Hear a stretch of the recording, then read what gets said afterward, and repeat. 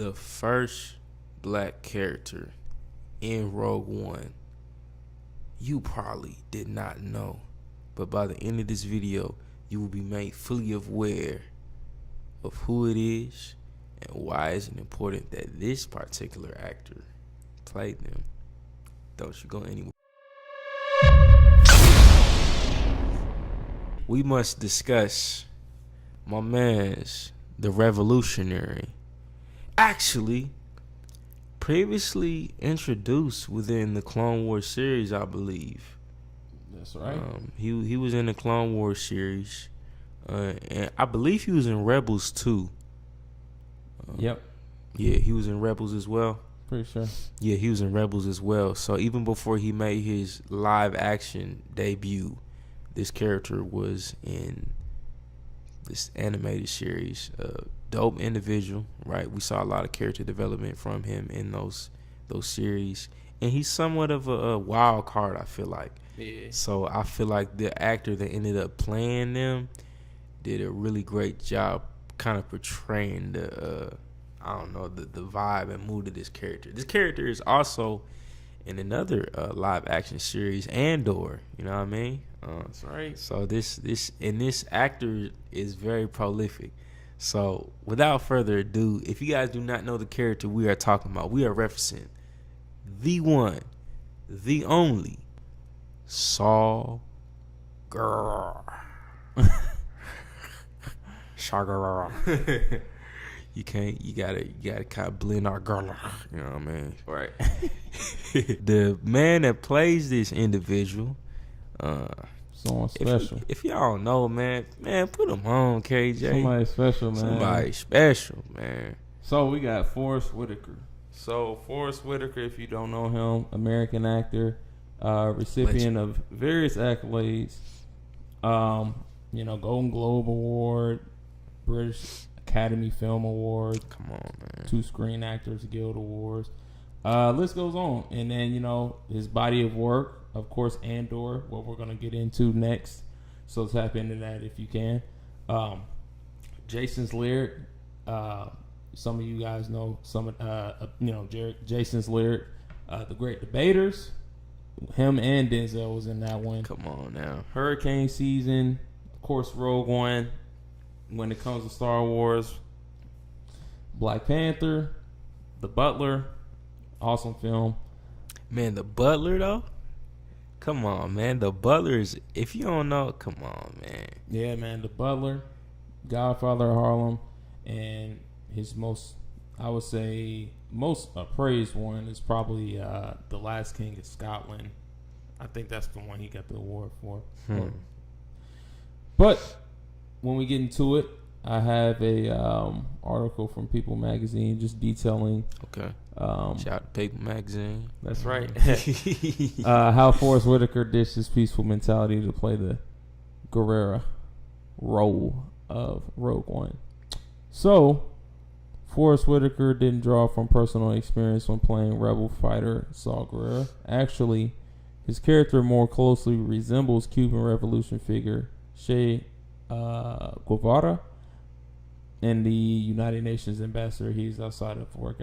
Anyways, while the 55-year-old actor is known for his peacemaking efforts off screen, his Rogue One Star Wars story character takes a different approach. So we now saw. It takes a different approach to make change.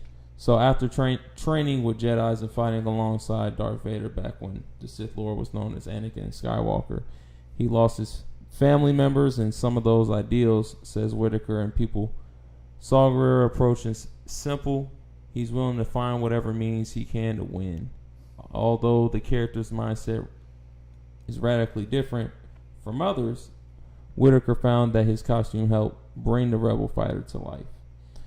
The armor is integral to my character, quoted by him. The Oscar winner says of the bulky costume that encases him like a spare parts Darth Vader. The costume really helped me play him. You get into what it's like to be Saul. There was regality to it, like a fallen king. I was trying to play it straight inside the character. I get slightly nervous, but having these lines in this uniform, Saul starts to come alive. Longtime Star Wars fan, in the exclusive video, he even recounts to people now seeing the first film in the theater. Whitaker says the trust yourself philosophy of the Force struck him. In fact, his character delivers the powerful advice to Felicity Jones or Jyn Erso in the film as well. He also quotes that I kind of like the philosophy behind finding the Force or finding the power inside yourself, realizing that anything's possible. He tells people now. I remember that very well as a kid. So very, very detailed account on what was going through Forrest Whitaker's mind on playing the character. Earlier in our Black Jedi episodes, we had talked about Solo, with Childish Gambino and what went into his role on playing that character. Anything that you want to chime in on? I think you did a, bring up job describing just kind of his mindset. Because, I feel like how we've known Forrest Whitaker has been to be somewhat of it did feel kind of a different role for him to be in this revolutionary type. Because especially when you think about him in The Butler, right? Yep. He's like the opposite of trying to shake up the pot. Like he's trying to kind of appease and maintain. Maintain order. Mm-hmm. I would go as far as say Uncle Tom, but hey, man, some degree there was tap dancing on that thing. When his son was trying to be a revolutionary, he's like trying to shut him down. So it's like seeing him in a role like this is like, you can tell too. I feel like it was a convincing. It was definitely a convincing performance too. Oh yeah, that he gave of being this rebel like figure, but even not being a fully good, you know what I'm saying? Because when you think about the rebels in their original series, right, they're like these really die hard, like do the right thing type of people who are like doing stuff by like the best moral ways possible by the book. But you can tell like in this one, like he kidnaps, you know what I'm saying? What's her name? Yeah. And then they don't believe the rebel pilot. They get that booklet thing, you feel me, on him to wipe his beard. Like, booklet will know if you are lying. You know what I'm saying? It's like he's a little bit more ruthless in terms of his characterization. But then I say this is the only.